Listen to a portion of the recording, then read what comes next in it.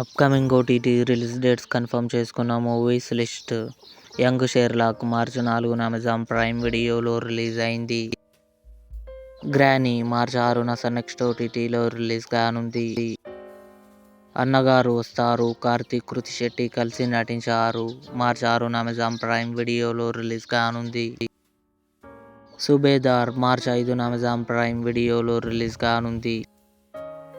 Legacy coming soon నెట్ఫ్లిక్స్లో release కానుంది. EMI March 8న ఈటీవీ విన్ యాప్లో రిలీజ్ కానుంది. విక్రమ్ ఆన్ డ్యూటీ మార్చి 6న జియో హాట్స్టార్లో రిలీజ్ కానుంది.